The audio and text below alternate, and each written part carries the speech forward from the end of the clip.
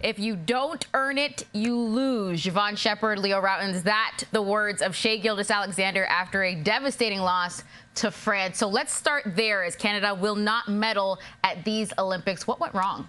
Well, Canada got popped in their mouth early, and France came out. They were the aggressor. I thought there was a huge adjustment by France's head coach, Vincent Collet, by starting Yabusele in place of Rudy Gobert. And I think Canada was prepared to play against two 7-footers. But France came out, they dealt with the intensity of Canada. You know, Canada was switching 2 through 4. And France just was patient offensively. And what they did, they found the matchups that they wanted, Yabusele, Lezort. And those guys just really dominated in the post and were just physical. They bullied you, they beat you up, and that was the game. Well, size was still an issue. And I think this is what fans got to understand, that maybe France didn't beat you with their NBA guys, but they have NBA-level talent. And on top of that, they're loaded with FIBA experience. That's what they do. That's what they live. And that really showed up in today's game. Okay, we talked about the fact heading into this tournament that size was a concern, but then leaned heavily into the fact that don't worry, because there's a backcourt. There's Shea, there's Jamal. I never said don't worry. Hold on. But Jamal came off the bench in every single game. So how do you assess where things truly went round down the stretch? Well, I think right away we have to call a spade, and Jamal Murray didn't look himself, right? He was struggling. He looked like he was right from the beginning. If we even think back to the exhibition games, and we probably forced that issue a bit too much, trying to give him minutes and trying to let him get his rhythm going. I think that came at a cost to this team. It ended up biting him in the rear end when you could have had a guy like Andrew Nembhard get his confidence and play the bulk of those minutes. It's tough when you get into a quarterfinals, you know, win or go home situation. You're still trying to figure that situation out. Well, going into this, everybody said the biggest advantage for Canada is the backcourt, right? Shea and Jamal. Well, that couldn't happen. Shea was tremendous, but Jamal, for a variety of reasons, wasn't himself. We know that. But here's the issue.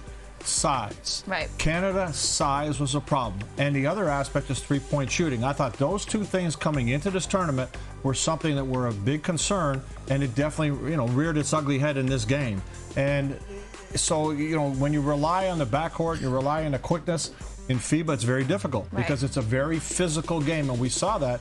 All the loose balls, all the rebounds went to France. Listen, you talk about size, you talk about shooting. I'm thinking about the people that weren't present at this Olympics and maybe who will be present in the next cycle. What encourages you about what this group is building moving forward? And will it stay? Well, first of all, yes, I'm hurt at this loss, but I'm still very encouraged because when you look at this group right now, the reality is, Leo, none of these guys have had Olympic experience right now.